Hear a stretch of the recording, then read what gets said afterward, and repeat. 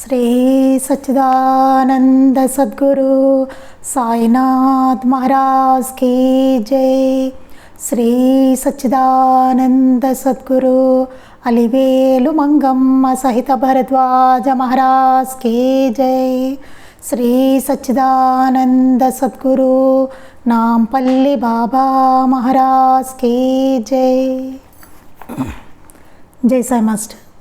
ఈరోజు మనం సత్సంగంలో శ్రీ సాయినాథ ప్రబోధామృతము అనే గ్రంథాన్ని వివరించుకుంటున్నాం. రచన పూజ్యశ్రీ ఆచార్య ఎక్కిరాల భరద్వాజ మాస్టర్ గారు. దీనిలో అధ్యాయం మొదటిది సాయిబాబా బోధలు జీవిత కళ అనే అధ్యాయాన్ని మనం చదువుకుంటున్నాం. క్రితం సత్సంగంలో మనం నిన్న ఏం చెప్పుకున్నాం అంటే, ఇక్కడ ఇందులో వ్యవసాయదారుడు అంటే సామాన్యమైన వ్యవసాయదారుడు, కూలి పని చేసే వ్యవసాయదారుడు, శ్రీమంతుడు, ఈ ఇద్దరికి పరాధీనత అనేది ఎలా ఉంటుంది, ఈ శ్రీమంతుడి యొక్క పరాధీనత అనేది ఎంత దౌర్భాగ్యమైన స్థితిలో ఉంటుంది అనేది మాస్టర్ గారు చాలా చక్కగా ఇక్కడ వివరించి చెప్పారు. అంటే వాళ్ళకి ఇంకా పరాధీనత ఎలా ఉంటుందంటే, ఆ డబ్బు ఎలా దాచుకోవాలి, ఏంటి, ఎలా తప్పించుకోవాలి, ఇవన్నీ అన్నమాట మార్గాలు చూసుకుంటూ ఇంకా అసలు చాలా అదే సుఖం అనుకుని అందులో బ్రతుకుతూ అసలు సుఖాన్ని వదులుకొని సుఖమే ఉండదన్నమాట. అదొక రకమైన పరాధీనత అన్నమాట. అందుకని అది చెప్పుకుంటూ మళ్ళీ ఇంకేం చెప్పుకున్నాం అంటే, మనిషికి ఒక ఇంపార్టెంట్ చెప్పారు ఇక్కడ మాస్టర్ గారు. మనిషికి ఆడడం అంటే చాలా ఇష్టం. ఆట అంటే ఏమిటి, ఏమైనా ఉంటుందా అందులో, ప్రతిఫలం అనేది ఏమి ఉండదు. అది ఆడుతూ ఉంటే బాగుంటుంది. అందుకే జీవులన్నిటికీ ఆట అంటే ఇష్టం. మనం జంతువులు చూస్తాం, పిల్లలు, కుక్కలు, ఇవన్నీ కూడా ఆడుకుంటూ ఉంటాయి. ఎందుకంటే ఏం వచ్చేదేమో ఉండదు దాంట్లో, కానీ ఏంటి ఆనందం, ఆడుతూ ఉంటే బాగుంటుంది అంతే. అంటే ప్రతిఫలం అనేది ఏమి ఉండదు, అయినా సరే బాగుంటుంది. అదంతా మాస్టర్గా మనకి ఇక్కడ చెప్పుకుంటూ వచ్చారు. ఇదంతా మనం చదువుకున్నాం. తర్వాత మనకి వచ్చేసరికి అసలు ఈ కృత్రిమమైన దారిద్ర్యం అనేది మనకి ఎందుకు వచ్చింది, ఎందుకు జరుగుతుంది, పురుషార్థాల్లో ధర్మాన్ని ప్రథమ పురుషార్థంగా అసలు ఎందుకు తీసుకోవాలి, ఏమిటి, ఇదంతా కూడా మనం చెప్పుకున్నామండి. చెప్పుకున్న తర్వాత చివరిలో ఒకటి మనకి చెప్పారు మాస్టర్ గారు. ఇక్కడ ఏం చెప్పారంటే, ఇప్పుడు ఇవన్నీ చెప్పుకుని వచ్చి మనకి కృత్రిమమైన దారిద్ర్యం ఎందుకు తాండవిస్తోంది, ఇవన్నీ చెప్పుకున్నారు. చెప్పి తర్వాత ఏమన్నారంటే, అలా కాక ధర్మాన్ని ప్రధాన పురుషార్థంగా గుర్తించడం విద్య ద్వారా ప్రజలకు నేర్పితే ఇలాంటి సమస్యలు ఏర్పడవు అని చెప్పారు. ఇలాంటి సమస్యలు మనకి లేకుండా, నిన్న చెప్పుకున్నవన్నీ మనకి అలాంటి సమస్యలు లేకుండా ఉండాలంటే విద్య ద్వారా ప్రజలందరికీ ధర్మం అనేది ప్రధాన పురుషార్థంగా గుర్తించడం అనేది నేర్పాలి అని చెప్పి కానీ ధర్మాన్ని నిర్వచించడం ఎలా, అసలు ధర్మం అన్నదానికి డెఫినేషన్ ఏంటి, దాన్ని ఎలా నిర్వచించాలి, ధర్మం అంటున్నాం, అసలు ధర్మం అంటే ఏంటి, దాన్ని ఎట్లా నిర్వచనం ఉండాలి కదా, ఎట్లా నిర్వచించాలి దాన్ని అంటున్నారు. ఇంకా ఏమంటున్నారు, దేశ కాలాలను బట్టి ధర్మం మారుతూ ఉంటుంది కదా, ఏది ధర్మమో ఏది కాదో నిర్ణయించి చెప్పేది ఎలా, దేశ కాలాలను బట్టి ధర్మం మారుతుంది మనకి. మరి అలాంటప్పుడు ఏది ధర్మం ఏది కాదు అసలు ఎట్లా నిర్ణయించి చెప్తాము, ఒక వ్యక్తికి ఒకటి ధర్మం అని తోచితే మరొక వ్యక్తికి మరొకటి ధర్మం అని తోచవచ్చు కదా అన్న ప్రశ్నలు వస్తాయి. ఇక్కడ ఎప్పుడు ప్రశ్న సమాధానం మాస్టర్ గారి దగ్గర ఉంటూ ఉంటుంది. అది ఇక్కడ వరకు మనం చెప్పుకున్నాం. అసలు ధర్మం అంటే ఏంటి అన్నది వాళ్ళు మనం చెప్పుకుందాం. మాస్టర్ గారు ఏం చెప్పారు, అలా కాదు, తనకి ఇతరులు ఏమి చేయాలనుకుంటాడో అలా తాను ఇతరులకు చేయడం, తనకితరులు ఏమి చేయకూడదు అనుకుంటాడో అలా తాను ఇతరులకు చేయకుండా ఉండడమే ధర్మము అని మహాభారత భాగవతాలు, బుద్ధుడు, క్రీస్తు, మొహమ్మద్దు అందరూ చెప్పారు. సర్వమతాల్లోనూ ఉన్నది ఇదే. ధర్మం అంటే ఏంటంటే తనకితరులు ఏమి చెయ్యాలనుకుంటాడో అలా తాను ఇతరులకు చేయడం. అదే ఇప్పుడు ఇతరులు నాకేం చెయ్యాలని నేను అనుకుంటానో దాన్ని నేను ఇతరులకు చెయ్యాలట. నాకు ఇతరులు ఏమి చేయకూడదు అనుకుంటానో అలా నేను ఇతరులకు చేయకూడదు, అదే ధర్మంట అని మహాభారత భాగవతాలు, బుద్ధుడు, క్రీస్తు, మహమ్మద్ అన్ని మతాల్లోనూ అందరు మహనీయులు చెప్పింది ఇదే. అందరూ ఇదే చెప్పారట, ధర్మము అంటే ఇదే డెఫినేషన్ అని చెప్పారట. ఆలోచిస్తే ప్రతి వారి ఆంతర్యము అలానే చెప్తుంది. నిజంగా కనుక మనం ఆలోచిస్తే ప్రతి వాళ్ళలోనూ ఉన్న ఆంతర్యం మన మనసులో అదే చెప్తుంటారు. ఏ కాలంలోనైనా, ఏ దేశంలోనైనా, ఏ వ్యక్తిలోనైనా అలానే తోస్తుంది. ఎక్కడికి ఏ కాలమైనా సరే, అది ఏ దేశమైనా సరే, ఏ మనిషి అయినా సరే, ఎవరైనా సరే, ఇక్కడెక్కడ ప్రసక్తి లేదు. కులమా, మతం, ఏ ప్రసక్తి, ఏ దేశం వాడు, ఏ కాలంలో ఉన్నాడు, ఎవరు, వీళ్ళకి ఏ ప్రసక్తి లేదు. అందరికీ తోచేది అదే ధర్మం. కనుక ధర్మం శాశ్వతం. ధర్మం అనేది శాశ్వతమైనది. అందుకే ధర్మాన్ని ప్రధాన పురుషార్థంగా తీసుకోవాలని చెప్పారు మన పెద్దలు. ఒక్కసారి చెప్పుకుందాం. అసలు ధర్మం అంటే తనకి ఇతరులు ఏమి చేయాలనుకుంటాడో అలా తాను ఇతరులకు చేయడం, తనకి ఇతరులు ఏమి చేయకూడదు అనుకుంటాడో అలా తాను ఇతరులకు చేయకుండా ఉండడం ధర్మము. అదిట ధర్మం అనేది. అలా ప్రవర్తించాలి అని చెప్తున్నారు ఇక్కడ. అన్ని మతాల్లోనూ సర్వ మత గ్రంథాలు, మహాత్ములు, మహాభారత, భాగవతంలోను, బుద్ధుడు, క్రీస్తు, మహమ్మద్ అందరూ చెప్పింది ఇదేట ధర్మము అంటే. కనుక ధర్మము అని చెప్పినది శాశ్వతము. ధర్మం శాశ్వతం. అలాంటి ధర్మాన్ని కేవలం ఏ కళాశాలలోనూ బోధించడం చాలదు. మనం ఏమైనా కళాశాలలో పెట్టి బోధిద్దామా అంటే అదొకటి సరిపోదు అని చెప్తున్నారు. ఏ కుటుంబానికి ఆ కుటుంబం బిడ్డకు వెన్నతో పెట్టిన విద్యగా నేర్పవలసినదే. ఏ కుటుంబానికి ఆ కుటుంబం బిడ్డలకు వెన్నతో పెట్టే విద్యలాగా నేర్పవలసిన. అంటే ధర్మాన్ని ప్రతి వాళ్ళు ఏంటో తెలుసుకొని నేర్చుకుని దాన్ని ఆచరించవలసినదే ప్రతి కుటుంబం. అది చెప్తున్నారు ఇక్కడ. అలా బాల్యం నుండి అనుక్షణం జీవించడం ద్వారా, ఏదో హఠాత్తుగా కాదండి, బాల్యం నుంచి వాళ్ళకి వెన్నతో పెట్టినట్టు నేర్పించాలట ధర్మం అన్నదాన్ని. అలా బాల్యం నుండి అనుక్షణం జీవించడం ద్వారా అప్పుడేమవుతుంది, వాళ్ళు అట్లాగే అనుక్షణం బాల్యం నుంచి వాళ్ళు జీవిస్తూ ఉంటారు ధర్మంగా. అట్లా జీవించడం ద్వారా నేర్చిన దానిని ఏ యోచన తరువాత అంత తేలికగా మనసులో నుంచి చెదరగొట్టలేదు. అలా బాల్యం నుంచి వాళ్ళు నేర్చుకుని అట్లా ఉండడం, వాళ్ళు అట్లా జీవించడం అనేది ఎప్పుడైతే నేర్చుకుంటారో అప్పుడు ఎలాంటి యోచన తర్వాత అంత తేలిగ్గా దాన్ని మనసులో నుంచి చెదరగొట్టదు. అప్పుడు ఆ ధర్మం అన్నదే అలా బాల్యం నుంచి వాళ్ళకి అభ్యసింపజేస్తే ఎప్పుడు ఎలాంటి యోచన కూడాను వాళ్ళని చెదరగొట్టదు మనసులో నుంచి అన్నమాట. దాన్ని స్త్రీ పురుష భేదం భౌతికమే కదా అటువంటప్పుడు దాంపత్యానికి వరసలు వాయులు పాటించనక్కర్లేదు అని ఎందరు చెప్పినా చెప్పేవాడు కూడా అలా ప్రవర్తించడానికి కష్టపడతాడు కదండి. అంత ధర్మం అంటే అట్లా ఉండాలట గట్టిగా. చూడండి అసలు ఇక్కడ ఏం చెప్పారు, స్త్రీ పురుషుల భేదం భౌతికమైనదే, ఆత్మకేమీ లేదు, ఇలా కాకరకాయ కబుర్లన్నీ చెప్పినా సరే దాంపత్యానికి వరుసలు పాటించనక్కర్లేదు అని ఎవడైనా అన్నా సరే చెప్పేవాడు కూడా అసలు అలా ప్రవర్తించడానికి కష్టపడతాడు. వాడు కూడా ఉండలేడు. ఆ మాట అన్నా సరే ఉండగలడా అండి? ఉండగలడా? వరుసలు వాయులు లేకుండా ఎవరైనా ఉంటారా? అట్లా ఉంటుందా? ఆ స్త్రీ పురుష భేదం భౌతికమే, ఆత్మకి లేదు, ఇట్లా ఏదో చెప్పుకుని దాంపత్యానికి వరుసలు వాయులు అక్కర్లేదు, పాటించక్కర్లేదని ఎవడైనా చెప్పాడు అనుకోండి, వాడు చేయగలడు అలాగా? వాడు కూడా చేయలేడు ఆ పని. తెలుసా? అంత బలీయము అలాంటి ధర్మబోధ, అంత బలమైంది ధర్మబోధ అనేది. అట్లా అంత బలంగా అన్నమాట. కులమతాలు వరకట్నాలు అధర్మమని ఎందరు నాయకులు ఉపన్యాసాలు దంచినా తమ వారికి మాత్రం వాటిని కాడెద్దులలాగా పాటిస్తూనే ఉన్నారు కదా. అలా ధర్మబోధ జరగాలి. ధర్మం అనుష్ఠించడం మాస్టర్ గారు భలే చెప్పారులే. అసలు ఏం చెప్తారట, ఇలాంటి కులమతాలు వరకట్నాలు అధర్మం అనుకుంటూ స్టేజ్లకి ఎంత కబుర్లు చెప్పినా ఎంత దంచినా తమ వాళ్ళకి మాత్రము వాటిని కాడెత్తులాగా పాటిస్తూనే ఉంటారు. వాళ్ళు వరకట్నాలు ఇస్తూనే ఉంటారు, కులమత భేదాలు చూపుతూనే ఉంటారు. ఎంత కబుర్లు చెప్పినా స్టేజ్లు మైకులు పట్టుకొని కదా.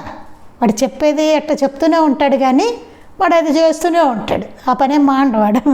అలా జరగాలట ధర్మబోధ అంటే, అంతలా ఉండాలట. అట్లా అనుష్ఠించడంలాగా అలా ఉండాలట. ఇది మనం అనుకున్నంత కష్టం కాదు అని చెప్తున్నారు. ఈ కష్టం అనుకుంటారేమో అని చెప్తున్నారు. అంత కష్టమేం కాదు, మనం అనుకునేంత అని చెప్తున్నారు. మనిషికి మేధస్సు, బుద్ధి, శక్తి ఉన్నాయి కనుక ఎవరు ఆలోచించినా అది అర్థమవుతుంది. నిజంగా మనిషికి మన కష్టం అనిపిస్తూ ఉంటుంది, అమ్మో ధర్మంగా ఉండడం అంటే కష్టం అని అనిపిస్తూ ఉంటుంది మనకి. కానీ మాస్టర్ గారు ఏమంటున్నారు, అది కష్టమేమీ కాదు అని చెప్తున్నారు.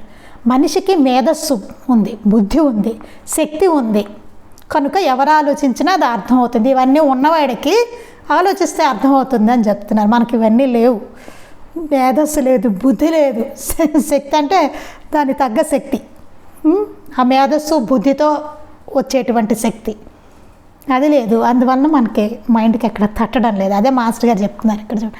అంతేకాక మనిషి సంఘజీవి, అలాంటి వాడు అసలు ఆలోచిస్తే అదేం కష్టం కాదన్న విషయం అర్థమవుతుంది అని చెప్తున్నారు. అంతేకాక మనిషి సంఘజీవి మనిషి, మన సంఘంలో బతుకుతాం. సాటివారితో సామరస్యం, ప్రేమానుబంధాలు ఏర్పరచుకొని జీవించ చూడడం వాడి నైజం. మనిషి యొక్క నైజం ఏంటి? సాటివారితో సామరస్యంగా ఉండడం, ప్రేమానుబంధాలు ఏర్పరచుకొని జీవించడం, ఇవన్నీ మానవుడి యొక్క నైజం. ఎందుకంటే మనిషి సంఘజీవి కనుక. కృత్రిమమైన నేటి నాగరికత ప్రభావం వాడికి తద్విరుద్ధమైన ఆచరణ ఉగ్గుపాలతో నేర్పబట్టే నేడు ధర్మాన్ని ప్రధాన పురుషార్థంగా గుర్తించడం కష్టతరం అవుతుంది. మరి ఎందుకు ఇప్పుడు ఈ ధర్మం అన్నది ఎందుకు కష్టతరం అవుతుంది? చూస్తే బాబాయ్ అనిపించేలాగా ఎందుకు అనిపిస్తుంది? ఎందుకు అసలు ధర్మంగా ఉండలేకపోతున్నారు అంటే, కృత్రిమమైన నేటి నాగరికత ప్రభావం వాడికి ఏమవుతుంది? తద్విరుద్ధమైన, ధర్మానికి విరుద్ధమైన ఆచరణ ఉగ్గుపాల నుంచి నేర్పబట్టే, చిన్నప్పటి నుంచి వాడికి అవే నేర్పబడుతున్నాయి. అందుకనే నేడు ధర్మాన్ని ప్రధాన పురుషార్థంగా గుర్తించడం కష్టం అవుతుంది. అది ప్రధాన పురుషార్థం ధర్మం అన్నది వాడు గుర్తించడం అనేది కష్టమైపోతుంది. అందువలనే నేటి కృత్రిమమైన నాగరికత వలన అలా గుర్తించకపోవడం వలన పైన సూచించినట్లు జీవితం అంతమంతకు పరాధీనతే అవుతూ దుఃఖదాయకం అవుతుంది. మనకి ఈ జీవితం దుఃఖదాయకం ఎందుకు అవుతుందంటే, ధర్మం అనేది ప్రధాన పురుషార్థంగా మనం గుర్తించకపోవడం వలన మనకి జీవితం ఎంతకెంతకు పరాధీనతే అవుతూ దుఃఖదాయకం అయిపోతుందని చెప్తున్నారు మాస్టర్ గారు. ఇదే రుజువు ధర్మం ప్రధాన పురుషార్థం అవ్వడానికి.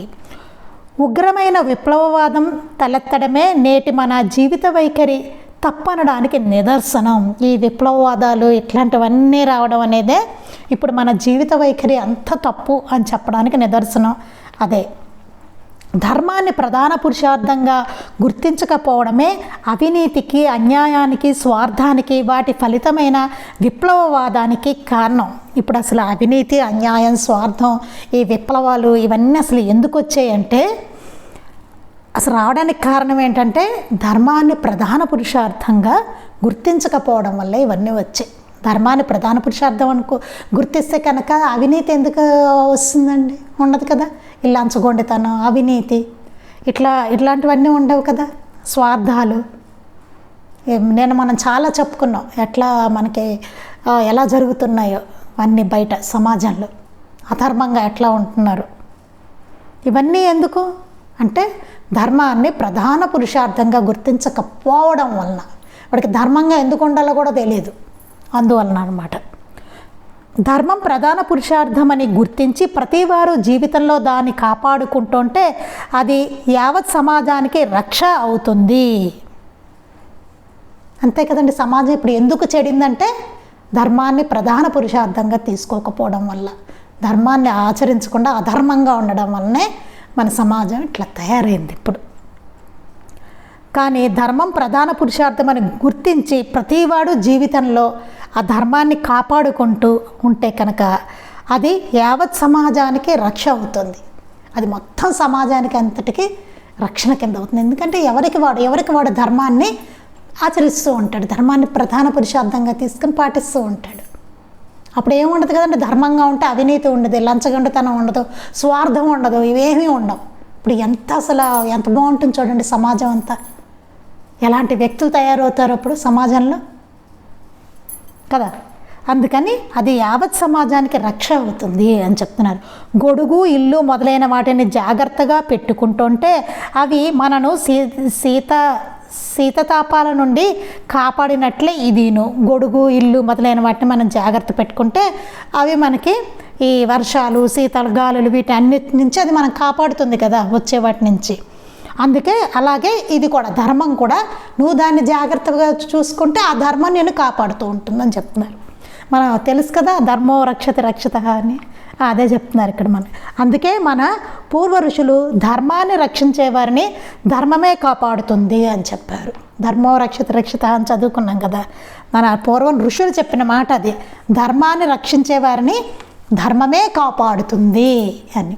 మనం ధర్మాన్ని రక్షిస్తే ఆ ధర్మమే మనల్ని కాపాడుతుందట. ఋషులు చెప్పిన మాట ఇది, మామూలుదేం కాదండి.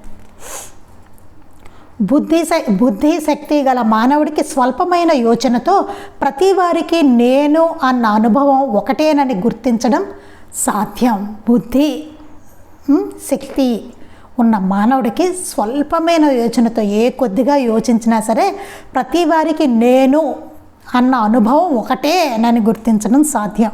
నేను అనే అనుభవం ఉంటుంది చూసారా, ప్రతి వారికి అది ఒకటే అని చెప్తున్నారు. ప్రతి బుద్ధి ఉన్నవాడు ఆలోచిస్తే కనుక అని చెప్తున్నారు.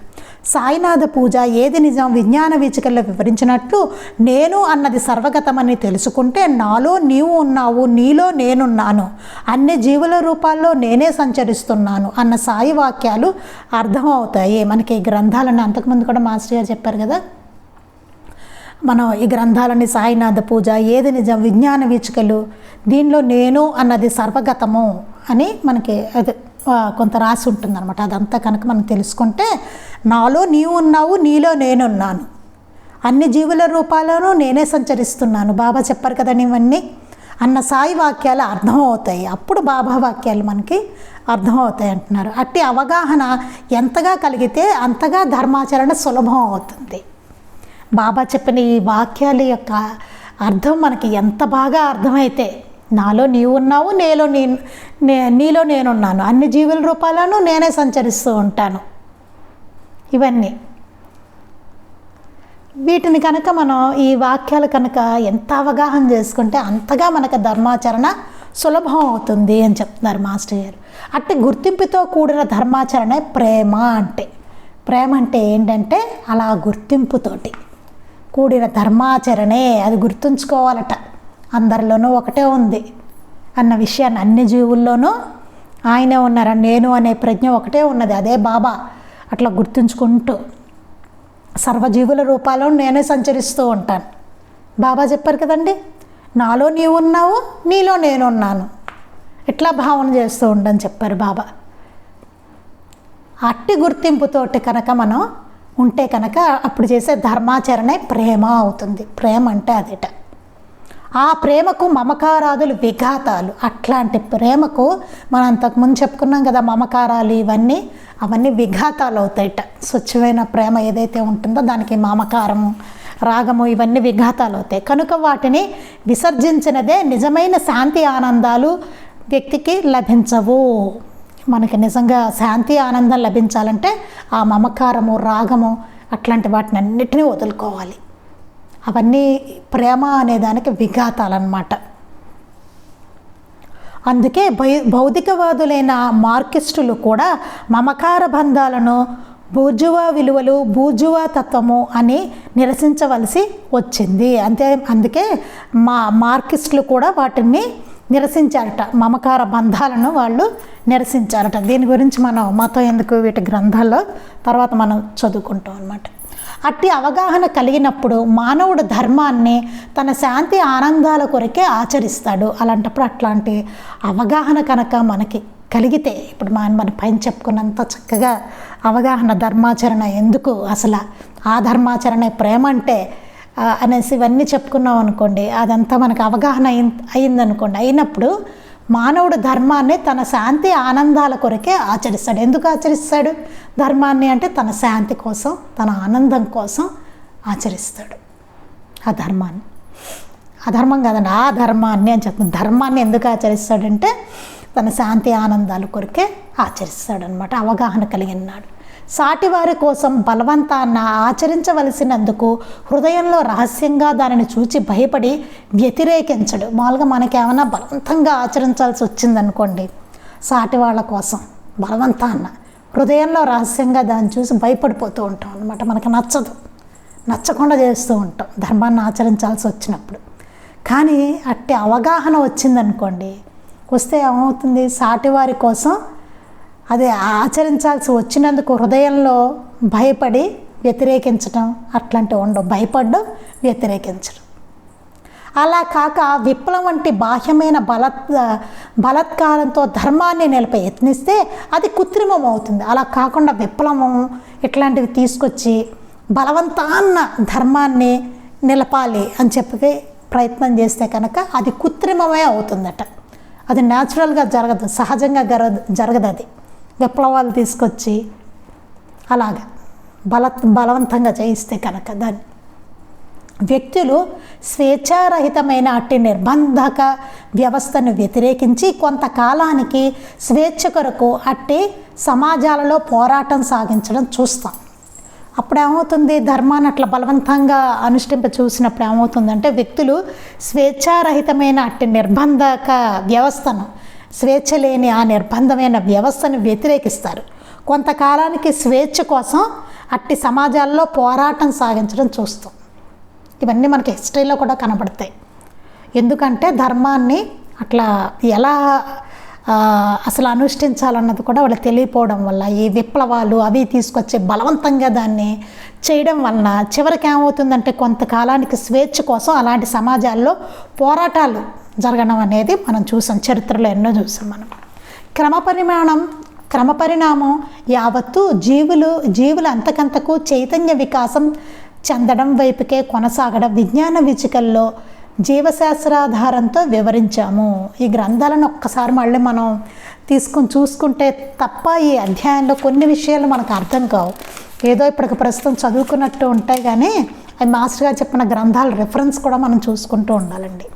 ఈ క్రమపరిణామంలో యావత్తు జీవులకంతకు చైతన్య వికాసం చెందడం, ఈ క్రమపరిణామం అలా జరుగుతూ ఉన్నప్పుడు మనకి జీవులు అన్నిటికీ వికాసం చెందుతూ ఉంటాయి. అవి అలా కొనసాగుతూ ఉంటుందన్నమాట. ఇలా విజ్ఞాన వీచికల్లో జీవశాస్త్ర ఆధారంతో మాస్టర్ గారు మనకి వివరించారనమాట. విజ్ఞాన వీచికల్లో చెప్పారు, క్రమ పరిణామం జరుగుతున్నప్పుడు జీవులన్నిటిలోనూ చైతన్యం వికాసం చెందుతూ ఉంటుంది అని చెప్పారు. అలా సహజంగా స్వేచ్ఛగా ప్రాకృతికంగా రావలసిన పరిణతిని బలవంతాన్ని కలిగించి నిలవ యత్నించడం అట్టి పరిణతికి విఘాతమే కాగలదు. అలా స్వేచ్ఛగా ప్రాకృతికంగా అలా పరిణతి రావాలట. పరిణతి అనేది ఈ జీవ పరిణామంలో క్రమంగా వస్తూ ఉంటుందన్నమాట. అలా అప్పుడేముంటుంది, స్వేచ్ఛ ఉంటుంది, ప్రకృతిలో న్యాచురల్గా జరుగుతూ ఉంటుంది ఆ పరిణతి. అలా కాకుండా బలవంతాన్ని కలిగించి అది నిలవాలి అని కనుక చేస్తే అట్టి పరిణతికి విఘాతం కలగడం అవుతుందన్నమాట. విఘాతమే కాగలదు. యువకుల భావి శ్రేయస్సుకు అవసరమైన విద్యాభ్యాసమైనా సరే సామాజిక వ్యవస్థ నిర్బంధంగా రూపొందించినప్పుడు యువతరం దానిని అయిష్టపడి వ్యతిరేకించడం నేటి సమాజంలో చూడవచ్చు. ఇది చదువుకుంటే మనకి అర్థమవుతుందండి. ఇది ఏంటంటే యువకుల భావి శ్రేయస్సుకు అవసరమైన విద్యాభ్యాసమైనా సరే, ఇప్పుడు యువకుల్లో మనకి వాళ్ళ శ్రేయస్సుకి అవసరం అని చెప్పే విద్యాభ్యాసం ఉంది కదా, ఇప్పుడు దాన్ని కూడా నిర్బంధంగా దాన్ని ఎప్పుడైతే రూపొందుతుందో వాడికి స్వేచ్ఛ లేకుండా అన్నమాట అండి, నిర్బంధనతోటి ఎప్పుడైతే విద్యాభ్యాసం కానీ ఇవన్నీ నిర్బంధిస్తూ జరుగుతూ ఉంటాయో సమాజంలో, అప్పుడు ఏమవుతుంది, యువతరం దాన్ని అయిష్టపడుతుంది. యువతరానికి నచ్చదు. అది అయిష్టం ఏర్పడి వ్యతిరేకత వచ్చేస్తుంది వాళ్ళకి. పిల్లలకి స్కూల్కి వెళ్ళడం ఎందుకు నచ్చదు? చాలామంది పిల్లలకి నచ్చదు. ఎందుకు నచ్చదు ఆలోచించాలి. వాళ్ళని అసలు కూర్చోపెట్టి అడగాలి, ఎర్ర నీకు ఎందుకు స్కూల్కి వెళ్ళాలని లేదు అని చెప్పి. ఎందుకంటే నిర్బంధన ఉంటుంది దాంట్లో. ఆ నిర్బంధన వాళ్ళకి నచ్చదు. టీచర్ రాయమన్నప్పుడు రాయాలి, చదువుకోమన్నప్పుడు చదువుకోవాలి. వీడికి ఎక్కడ ఏమీ స్వేచ్ఛ ఉండదు. చూడండి, వీళ్ళలో క్రియేటివిటీ ఎక్కడ పనిచేయనివ్వడు. వాడు ఎట్లా చెప్తే వాడు మొద్దు శుద్ధలాగా రాయాల్సిందే. వాడు ఎట్లాగే రాయాలంటే ఎట్లాగే రాయాల్సిందే. వాడు ఇంకా చచ్చినట్టు కదా. టేబుల్స్ ఉంటాయి, టేబుల్స్ అంతే కదా, 2-4 చెప్పిస్తూ ఉంటాడు అంతే. వాడికి అర్థం కాదు. ఎందుకు 2-4 2 2 4 ఓకే, ఎందుకు వాడికి అర్థం కాదు. ఇలా ఎన్నో కదా. ఇప్పుడు ఎవడంతా వివరించి ప్రతిదాన్ని చెప్పడం అనేది కూడా కరువు అయిపోయింది. ఇప్పుడు వాళ్ళ క్రియేటివిటీ అంతా నాశనం అయిపోతుంది. వాడికి అసలు స్వేచ్ఛ చచ్చిపోతుంది. వాడికి చచ్చినట్టు అసలు మాస్టర్ గారు మంచి ఆర్టికల్ కూడా రాస్తారు. స్కూళ్ళలో పిల్లలకి ఇంకా ఆ వయసులో 5 ఏళ్ల వయసు వాళ్ళకి పట్టుకుని రాయడం కూడా రాదు. చేతులు అసలు అట్లా ఉండదు వాళ్ళకి, ఇంకా ఆ పట్టు ఉండదు. అయినా సరే రాయించేస్తూ ఉంటారు వాళ్ళ చేత. మాస్టర్ గారు మంచి ఆర్టికల్స్ ఉన్నాయి, అవన్నీ చాలా బాగుంటాయి. మనం తర్వాత చదువుకుంటాం అన్నీ. బ్యాగులు బరువు మోసి వాళ్ళ గూనెట్లు వస్తాయి. యూనిఫామ్స్ ఇవన్నీ ఎట్లా ఉండాలి, యూనిఫామ్స్ కూడా రాస్తారు. ఇప్పుడు ఎట్లా ఉన్నాయి ఇవన్నీ. ఆ షూలు గట్టిగా వేసేస్తారు వాళ్ళకి. పొద్దున్న నుంచి మళ్ళీ ఇంటికి వచ్చే వరకు వాడు కుక్కిపోయి ఉంటాయి ఆ కాళ్ళు అందులో. అసలు వాడికి ఏది ఎదుగుదల ఏది వాడికి అసలు. హాయిగా అందుకే ఆటపాటలతో చదువు చెప్పాలని చెప్తారు కదా. ఇప్పుడు అసలు ప్లే గ్రౌండ్స్ లేని స్కూల్స్ ఉన్నాయి, మేబీ కొన్నిట్టుకున్నాయేమో, కానీ కొన్ని స్కూల్స్లో అసలు ప్లే గ్రౌండ్లే లేవు. నర్సరీ పిల్లలు ఎల్కేజీ యూకేజీ చిన్న చిన్న రూమ్స్లో పెట్టేస్తారండి తీసుకెళ్ళి. అక్కడక్కడే ఆడితే అపార్ట్మెంట్లో ఉంటాయి, అక్కడే అదేంటిది దాన్ని సెల్లార్లో తీసుకొచ్చి ఆడిస్తూ ఉంటారు. ఇంకేది వాడికి వాళ్ళు అసలు క్రియేటివిటీ ఏది, ఆడుకోవడానికి అసలు స్వేచ్ఛ ఏది వాడికి. అంటే ఎప్పటి నుంచి జరుగుతుంది అది? వాడు స్కూల్కి వెళ్ళినప్పటి నుంచి ప్రారంభం అయిపోతుంది వాడికి. వాడు ఇంట్లోనయ్యా గరిటి గిన్నె పట్టి కొట్టుకుంటూ ఉంటాడు, హాయిగా ఆడుకుంటాడు. వాడికి ఎలా కావాలో అలా నేర్చుకుంటూ ఉంటాడు కదండి. ప్రకృతి అంతా చూడొచ్చు వాడు. అవకాశం అదే తల్లులు వదులుతాయి అవకాశం ఇస్తే వాడికి. టీవీలను సెల్ ఫోన్లో చేతికి ఛానళ్ళు పెడితే మాత్రం వస్తుందని నేను అనుకోను. అక్కడ కూడా స్వేచ్ఛ ఉందని నేను అనుకోను వాడికి. అదే నిర్బంధనే వాడికి. ఏదో రకంగా కుక్కేయడం నోట్లో కదా. ఇప్పుడు అందరూ అదే చేస్తున్నారు. మళ్ళీ కొంతమంది ఆలోచిస్తున్నారు, ఇప్పుడు కాస్త ఎడ్యుకేట్ అవుతున్నారు, అవేర్నెస్ వస్తుంది అనుకుంటున్నా. కొంతమంది ఇంకా అదే కొనసాగుతున్నారు అనుకోండి. అది ఇలా ఏమవుతుంది, యువతరమే అందరికీనండి. ఇంకా యువతరంలో మరీను నిర్బంధన. ఈరోజు ఈ అసైన్మెంట్, ఆ రోజు అసైన్మెంట్, ఇంకోటి వాడు ఎందుకు రాస్తాడో ఏమిటో వాడికే తెలియదు. ఇప్పుడు ఈ గంట కెమిస్ట్రీ ఉంటుంది, ఆ గంట ఫిజిక్స్ ఉంటుంది. వాడేదో చెప్పుపోతూ ఉంటాడు. వీడికి వినాలనిపిస్తే వింటాడు, లేకపోతే ఆవలిస్తూ నిద్రపోతాడు. నిద్రపోతే లెక్చరర్ లేపి తిడతాడు. చూడండి వాళ్ళ కష్టాలు పాపం వాళ్ళకి. ఇలా నిర్బంధన అనమాట. అయిష్టపడి వ్యతిరేకించడం నేటి సమాజంలో చూడవచ్చు. వాళ్ళకు కూడా ఎందుకు నచ్చదు కాలేజీకి వెళ్ళాలంటే అది. అలా కాక దాని విలువను వారే గుర్తించేలాగున వారిని సంస్కరించినప్పుడు అది స్వేచ్ఛాయుతమైన పరిణతిగా, తన శాంతి ఆనందాలకు ఆవశ్యకమైన సాధనంగా తమకే తామే దానిని అనుసరిస్తారు. అలా కాకుండా ఇది ఏం చేయాలి, వాళ్ళని ఎట్లా సంస్కరించాలంటే దాని విలువను వారే గుర్తించేలాగా. అసలు విద్య ఎందుకు, ఎట్లా ఉండాలి, ఏంటి, ఆ విద్య యొక్క ఉపయోగం ఏమిటి, అట్లా దాన్ని గుర్తించేలాగా వారిని సంస్కరించినప్పుడు అసలు ఎందుకు చదువుకోవాలి, ఏమిటి, ఈ రకంగా వాడిని సంస్కరిస్తే ఏమవుతుంది, అది స్వేచ్ఛాయుతమైన పరిణతికి అది స్వేచ్ఛ ఉంటుంది దానిలో. అప్పుడు పరిణతి కరెక్ట్గా చక్కగా జరుగుతుంది అంటే ఎలా జరగాలో ప్రాకృతికంగా అట్లా పరిణతి జరుగుతుంది. జీవ పరిణామంలో ఎట్లా జరిగితే ఆ పరిణతి విద్య మీద వాళ్ళకు వస్తుందో అవగాహన, అట్లా పరిణతి వస్తుంది. వచ్చి అది తన శాంతి ఆనందాలకు ఆవశ్యకమైన సాధనంగా తమకే తామే దాన్ని అనుసరిస్తారు. అప్పుడు వాళ్ళే ఆనందంతో దాన్ని ఆవశ్యకతను తెలుసుకుంటే కనుక తమకే తామే దాన్ని అనుసరిస్తారట. ఇదే ఆధ్యాత్మవాదానికి విప్లవవాదానికి గల వ్యత్యాసం. ఇక్కడ విప్లవం అనే దానికిను ఆధ్యాత్మికవాదానికిను, ఈ రెండు వాదాలకి, విప్లవవాదానికి ఆధ్యాత్మికవాదానికి గల వ్యత్యాసం అదే. విప్లవవాదంలో ఎప్పుడు నిర్బంధన ఉంటుంది, ఆధ్యాత్మికవాదంలో నిర్బంధన ఉండదు, స్వేచ్ఛ ఉంటుంది, చాలా స్వేచ్ఛ ఉంటుంది. ఎందుకు అవసరం అన్నది తెలుస్తుంది, తెలుసుకుని చేస్తాం. ఎందుకు అవసరమో అర్థమవుతుంది, అర్థమయ్యే అప్పుడు చేస్తాం అన్నమాట. విప్లవం అంటే నిర్బంధన ఉంటుంది, అదే వ్యత్యాసం. రెండింటికి ఉన్న వ్యత్యాసం అదే. ఇప్పుడు మాస్టర్ గారితో తీసుకోండి, మాస్టర్ గారి మార్గం ఎంత స్వేచ్ఛ ఉందో చూడండి మాస్టర్ గారి దాంట్లో. నిర్బంధన అసలు మాస్టర్ గారి దగ్గర అసలు నిర్బంధన అనేదే లేదు. ఆయన ఏది మంచిదో ఎందుకు మంచిదో చెప్పేవారు అంతే. ఎందుకు మంచిదో చక్కగా ఎక్స్ప్లెయిన్ చేసేవారు. చేస్తే ఏమవుతుంది, వాళ్ళకే అనిపించేది ఓహో ఇట్లా ఉంటే మంచిదన్నమాట, ఓహో ఇలా ఉంటే మనం శాంతిగా ఉంటాం, ఇలా ఉంటే మనం ఆనందంగా ఉంటాం అనిపించి అది అనుసరించాలనిపించేది. అది ఆధ్యాత్మికవాదం అట్లా ఉంటుంది.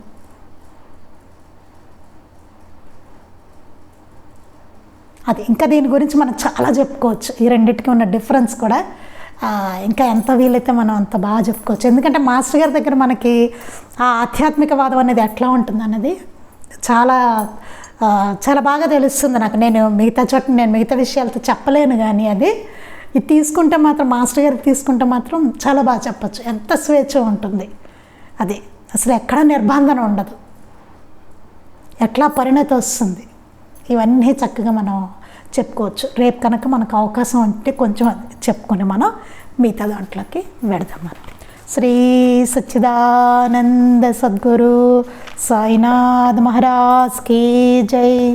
శ్రీ సచ్చిదానంద సద్గురు అలివేలు మంగమ్మ సహిత భరద్వాజ మహారాజ్ కీ జై. శ్రీ సచ్చిదానంద సద్గురు నాంపల్లి బాబా మహారాజ్ కీ జై. గురుదేవ దత్త అవధూత చింతన. లోకా సమస్తాః సుఖినో భవంతు. లోకా సమస్తాః సుఖినో భవంతు. లోకా సమస్తాః సుఖినో భవంతు. జై సాయి మాస్టర్.